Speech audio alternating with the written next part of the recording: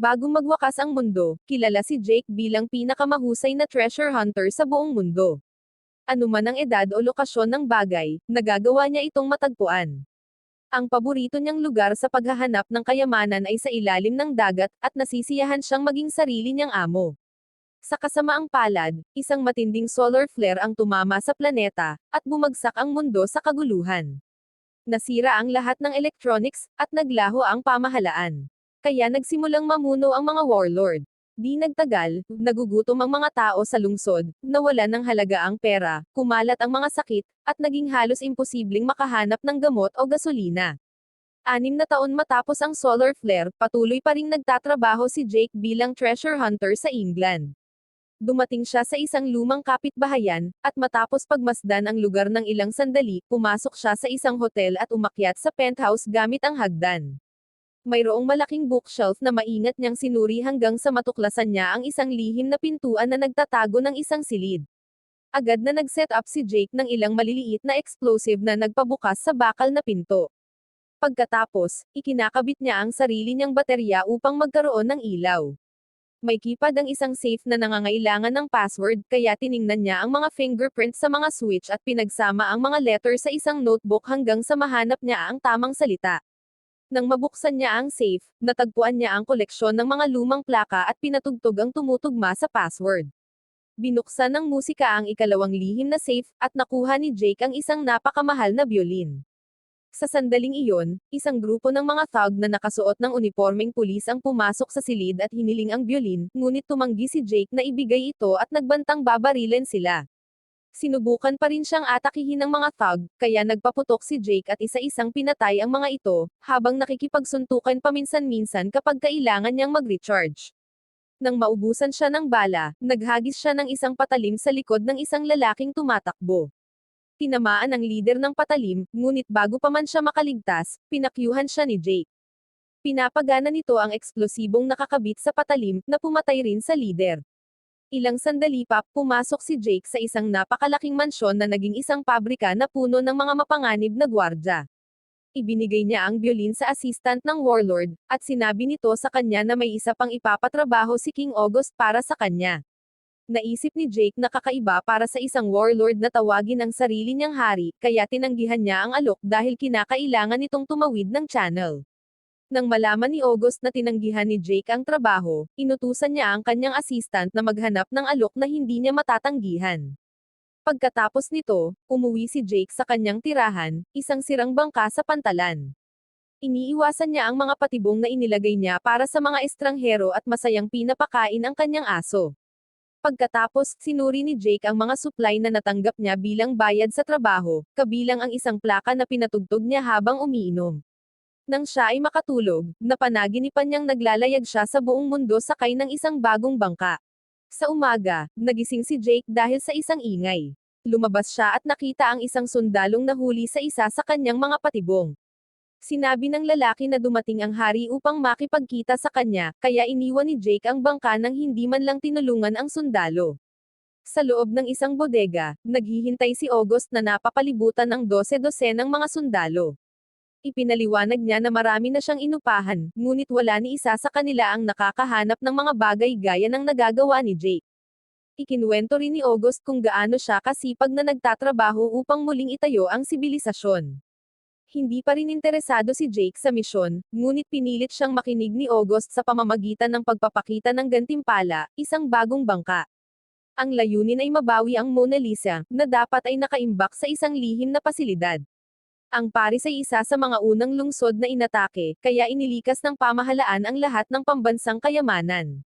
Nangako pa si August na ibibigay kay Jake ang lahat ng mga kagamitan at pagkaing kakailanganin niya, kaya tinanggap ni Jake ang trabaho.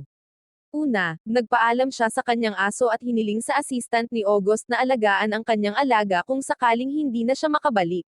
Pagkaraan, nakarating si Jake sa paliparan at nababahala nang makita niyang may mga butas ng bala ang eroplanong gagamitin nila. Ipinakita ni August sa kanya ang isang mapa at sinabi kung aling mga ruta ang dapat tahakin, pati na kung saang mga lugar niya kailangang umiwas sa mga rebelde. Sa sentro ng lungsod, may isa sa mga kontak ni August na sasalubong kay Jake upang gabayan siya sa natitirang biyahe.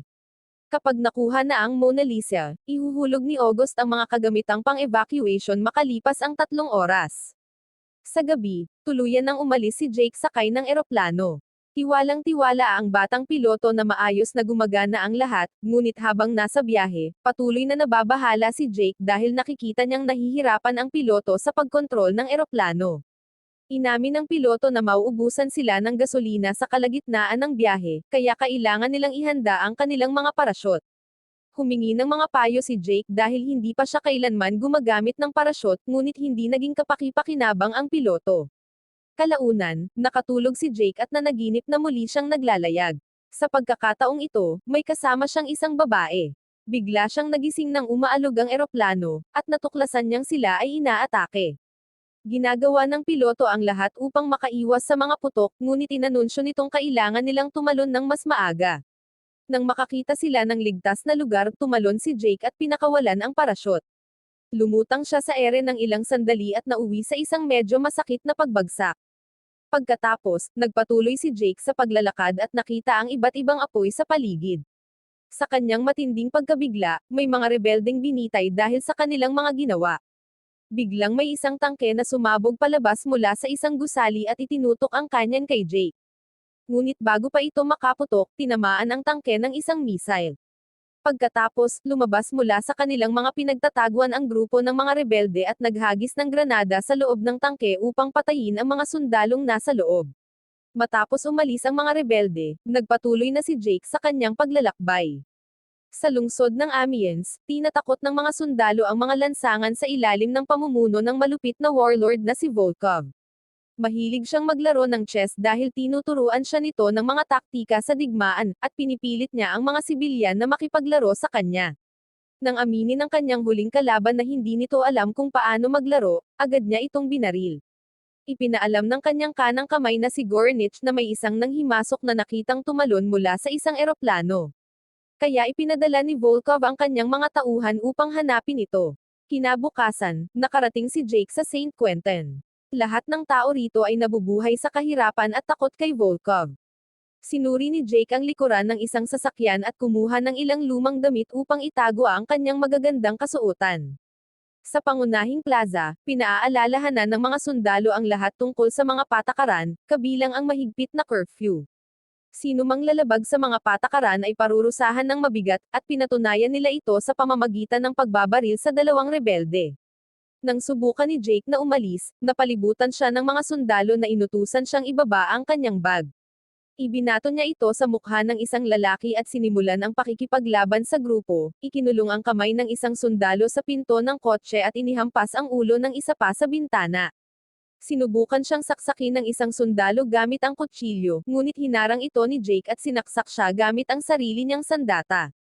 Sa loob lamang ng ilang segundo, bumagsak ang lahat, at naghanda na si Jake na umalis. Ngunit may isa pang sundalo ang lumabas mula sa pinagtataguan at handa nang barilin si Jake. Bigla na lamang hiniwa ang kanyang lalamunan ng isang mandirigma ng kalayaan. Lumalabas na si Dre pala ang kontak ni August. Binabantayan niya si Jake sa buong oras, ngunit hindi siya tumulong dahil gusto niyang makita kung makakaya nitong ipagtanggol ang sarili, lalo na't mas magiging mapanganib pa ang mga susunod na mangyayari. Mabilis na gumalaw ang dalawa sa loob ng lungsod, sinusubukang manatiling nakatago sa gitna ng mga tao. Gayunpaman, napansin pa rin sila ng isang general. Pumasok sina Jake at Dre sa isang simbahan at nakilala si Father Samson, na may mahalagang mapa na nakuha mula sa mga rebeldeng kamakailan lamang pinatay.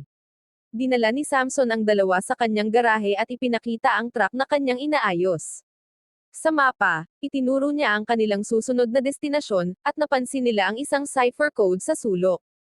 Habang inihahanda ni Samson ang truck, inalagaan ni Drea ang mga sugat ni Jake. Sa sandaling iyon, pinalibutan ng general at ng kanyang hukbo ang simbahan at inutusan ang lahat na lumabas. Nagmadali sina Drea at Jake patungo sa truck, habang lumabas si Samson upang ilihis ang atensyon ng general.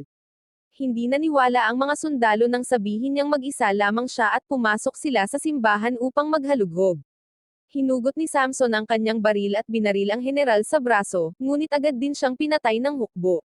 Sa loob, natagpuan ng mga sundalo ang garahe at napunta ang kanilang pansin kay Jake na nasa truck. Tumalon si Drea mula sa likuran at nilabanan silang lahat, mabilis na pinatay ang mga ito sa pamamagitan ng halo ng pamamaril at pananaksak. Ang mga taong nasa labas ay patuloy pa ring nagpapaputok kay Samson, kaya hindi nila naririnig ang mga putok sa loob. Ngunit nang paandar ni Jake ang truck, biglang tumunog ang radyo at doon nila ito narinig. Pinaputukan ng tangke ang simbahan, ngunit sa kabutihang palad, nakalabas ang dalawa sa pamamagitan ng pintuan ng garahe nang walang aberya. Pagkatapos, pinaputukan sila ng mga sundalo, ngunit walang naging epekto ang kanilang mga bala. Pinatakbo ni Jake ang truck patawid sa isang rampa upang malundagan ang tangke at makatakas. Sumakay ang mga sundalo sa kanilang mga motorsiklo upang habulin sila, at hindi nagtagal ay nakarating sila sa isang checkpoint. Pinaputukan din sila ng mga gwardya roon, ngunit dahil napagtanto ni Jake na bulletproof ang truck, diretso lang siyang nagmaneho at lumundag sa harang sa kalsada, na napilitang umatras ang mga gwardya. May lumitaw na kotse na may mas maraming sundalo sa unahan, kaya napilitan si Jake na pumasok sa isang gusali. Pinaputukan ng tangke ang kanyan mula sa malayo, ngunit isang random na sasakyan lamang ang tinamaan, na bumagsak sa kalsada at naging sanhi ng pagbangga ng ilang mga motorsiklo. Kinailangan ni Jake na lumiko ng biglaan upang maiwasan ang pagsabog, at pinapasok siya ni Drea sa isang tunnel. Mabilis silang nagmaneho dahil may dalawang motorsiklo pa ring humahabol sa kanila. Ngunit paglabas nila, may isa na namang tangke ang naghihintay. Pinaputukan sila ng kanyan, at nakaiwas si Jake sa tamang oras. Nagpatuloy ang habulan, at hindi nagtagal ay napalibutan ang dalawa. Naghagi si Drea ng granada upang pabagsakin ang mga humahabol na motorsiklo. Gayunpaman, may isang kotse pa ring sumusunod sa kanila. Muling nagpaputok ang tangke, at pinalundag ni Jake ang truck kaya sa mga humahabol sa kanila tumama ang putok. Habang pumapasok ang truck sa isa pang bahagi ng pasilidad, may lumitaw na panibagong sasakyan na may mga sundalo. Pagkatapos, naghanda na naman ang tangke para sa isa pang putok. Kaya mabilis na kumilos si Jake upang makaiwas, at muli na namang bumagsak ang kanilang mga kalaban sa halip na sila ang tamaan. Sa wakas, nakarating ng ligtas sina Jake at Drea sa Soily.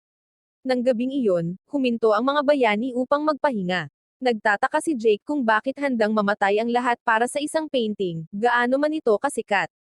Ipinaliwanag ni Drea na ang painting ay dahilan lamang upang mahanap ang vault, dahil naglalaman ito ng maraming armas na maaaring gamitin ng mga rebelde sa pakikipaglaban. Alam niya ang pangarap ni Jake, kaya gumawa siya ng isang origami na bangka bilang pampaswerte. Kinabukasan, mabilis na naglakbay si Volkov patungong St. Quentin sakay ng kanyang tren. Ikinuwento ng general kung paano dalawang rebelde lamang ang tumalo sa buong grupo at sinubukang magmukhang panalo sa pamamagitan ng pagsasabing napatay niya ang pari. Gayunpaman, pinatay pa rin siya ni Gornich. Sa Soily, huminto ang dalawa sa isang lumang gusali na sinasabing kinaroroonan ng vault. Kinakabahan si Drea dahil ang lugar na ito ay nasa kontrol ng mga Wraiths, isang grupo ng mga dating bilanggo na naging mga kanibal. Nakakita sila ng isang flare na pinaputok sa malapit na nangangahulugang may sumusunod sa kanila. Nagmadaling pumasok ang dalawa at nakakita ng dugo sa mga dingding, bukod pa sa katotohanang nakabukas at walang laman ang vault. Ang amoy sa mga bisagra ay nagpapahiwatig na kamakailan lamang ay pinasabog ang pinto, dahil walang pinsala sa loob ng vault. Napagpasyahan ni Jake na inalis na nila ang lahat at inilipat ito sa mas ligtas na lokasyon. Sa labas, mabilis na papalapit ang mga Wraith. Patuloy na hinalugog ng dalawa ang gusali at nakakita ng maraming basyon ng bala sa susunod na palapag. May mga sira sa mga dingding, at inisip ni Jake na doon nagtatanggol ang mga tagapagtanggol. Pumasok sila sa pangunahing opisina at naghanap ng mga tala tungkol sa isang evacuation. Sa loob ng isang cabinet, natagpuan ni Jake ang isang peking pader at isang notebook na nakatago sa likod nito. Isinali ni Drea ang mga tala sa wikang Pranses at nakuha ang mga koordinadong kailangan nila, ngunit naging kahina-hinala si Jake. Sa tingin niya, ang mga taong nagpoprotekta sa kayamanan ay hindi basta-basta iiwan ang lokasyon para madaling matagpuan ng sinuman. Gamit ang cipher mula sa mapa, sinubukan ni Jake na i-decode ang mga coordinate upang makuha ang tunay na lokasyon. Sa sandaling iyon, biglang sumalakay sa gusali ang mga Wraith. Gusto nang umalis ni Drea, ngunit nagpatuloy si Jake hanggang sa tuluyan niyang makuha ang pangalang Simzerhoff, na ipinaliwanag ni Drea bilang isang kuta habang tinutukoy ito sa mapa. Paakyat na ang mga Wraith sa hagdan, kaya tumakas ang dalawa sa pamamagitan ng pagtalon palabas ng bintana. Nag-iwan si Jake ng granada sa doorknob kaya nang buksan ng mga wraith ang pinto, agad silang pinabagsak ng pagsabog. Pagbalik sa truck, tinawagan ni Drea ang mga rebelde at sinabihan silang magkita sa Semserhof. Ilang sandali pa, dumating ang tren sa Soily at nakita ni Volkov ang mga bakas ng gulong na iniwan ng truck. Natagpuan ni Goranich ang notebook na may mga coordinate ngunit hindi nagpaloko si Volkov at gumamit ng UV light upang makita ang mga fingerprint ni Drea sa mapa. Ngayon, alam na niyang kailangan din niyang pumunta sa Semserhof. Ang wraith na nagpaputok ng flare ay buhay pa, at pinasalamatan siya ni Volkov sa impormasyon sa pamamagitan ng pagbaril sa kanya. Kalaunan, nakarating ang mga bayani sa Semserhof, at kinailangan ni Drea na putulin ang isang kadena upang mabuksan ang gate. Nang makarating sila sa pangunahing gusali, naging kahina-hinala si Jake dahil walang seguridad. Sa loob, may ilang makinang patuloy na gumagana, kaya inakala ni Jake na may mga solar panel. Tiningnan ni Drea ang mga blueprint at natuklasan na ang ugong na kanilang naririnig ay mula sa air filtration system ng vault, na tila nakasarado. Sinuri rin ni Jake ang mga blueprint at gumawa ng plano na dumaan sa isang lagusan sa air duct kahit na may ventilador sa gitna. Sumang-ayon si Drea na hanapin ang mga solar panel upang patayin ang ventilador habang magpapatuloy si Jake. Sa itaas na palapag, nakakita si Jake ng lubid at itinali ito sa isang balbula. Pagkatapos, ginupit niya ang kanyang bag upang gumawa ng harness na itinali niya sa lubid. Ngayon ay maaari nang magsimulang bumaba si Jake sa shaft. Nakikita niya ang umiikot na ventilador sa ilalim, kaya kailangan niyang maging maingat. Sa kasamaang palad, dahil sa alitan ng lubid, unti-unting nasira ito. Kasabay nito, narating ni Drea ang lugar ng mga solar panel at nagpaputok ngunit unang tama ay hindi tumama. Sa kabutihang palad, tumama ang kanyang pangalawang putok at bumagsak ang mga panel habang bumabagsak si Jake, kaya napahinto ang ventilador sa tamang oras. Matapos ang magaspang na landing, sinuri ni Jake ang air duct at natuklasan nitong puno ng tubig. Huminga siya ng malalim at lumangoy ng mabilis hanggat maaari. Agad niyang narating ang hatch ngunit ito ay nakalock. Desperado, sinimulan ni Jake na itulak ito at nagawa niyang mabuksan sa tamang oras upang maiwasang malunod. Sa wakas, maaari nang pumasok si Jake sa vault at buksan ang pinto mula sa loob upang makapasok rin si Drea. Lumabas na ang Mona Lisa ay isang nuclear bomb na may kilalang painting na nakadrawing dito, at nagulat si Jake ngunit alam na ni Drea ito. Hindi sinabi ni August kay Jake dahil hindi siya tutulong, na kinumpirma ni Jake. Ipinaliwanag ni Drea na nang bombahin ng USA ang Japan, inimbak nila ang isang dagdag na bomba para sa Moscow kung sakali. Tiniyak niya kay Jake na hindi nais gamitin ni August ang bomba, nais lamang niyang mailayo ito sa mga warlord tulad ni Volkov. Iniisip ni Jake na walang mapagkakatiwala ang warlord, kahit si August, at naniniwala siyang walang saysay ang pakikipaglaban dahil palaging nananalo sa huli ang mga warlord. Nang dumating ang mga rebelde upang tulungan si Drea na ilipat ang bomba, umalis si Jake sa truck. Ilang segundo lamang, dumating ang tren sa Semserhof, at pinaputukan sila ng mga sundalo. Sinubukan ng mga rebelde na ipagtanggol ang kanilang sarili, ngunit mabilis silang pinabagsak ng mga sundalo. Nagpaputok pa si Goranich ng isang missile na sumabog sa truck ng mga rebelde.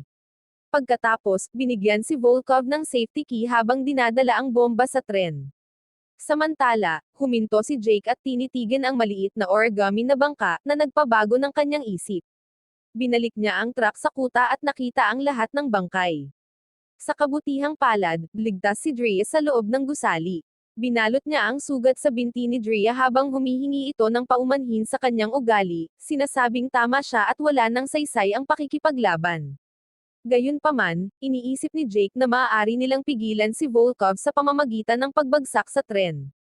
Nag-ipon sila ng mga pampasabog, at gumawa si Jake ng espesyal na setup bago umalis sa truck. Sumabog ang kuta sa kanilang likuran. Pagdating ng gabi, kailangang bumagal ang tren dahil sa mababang visibility. Hindi natuwa si Volkov at binaril ang conductor sa ulo, kaya bumilis ang tren. Kasabay nito, nagmamaneho ang mga bayani sa tulay, at nang dumaan ang tren, tumalon si Jake dito. Pagkatapos, binuksan niya ang pinto at naghagis ng granada upang patayin ang maraming gwardya. May ilang nakaligtas pa, kaya nagmadaling pumasok si Jake upang labanan sila ng mano-mano. Ninakaw niya ang isang baril mula sa kanila at nagpaputok din. Hindi nagtagal, sumali rin si Gorenich sa laban, at kinailangan ni Jake na magpursige pa dahil mas malakas siya kaysa sa mga karaniwang tulisan. Pinalundag siya ni Gorenich palabas ng kotse, na nagpada pa sa kanya ng napakalapit sa bomba, ngunit sinaktan niya ito sa singit. Nagpatuloy ang laban hanggang dumating si Volkov at nagpaputok, at ginamit ni Jake si Gorenich bilang panangga.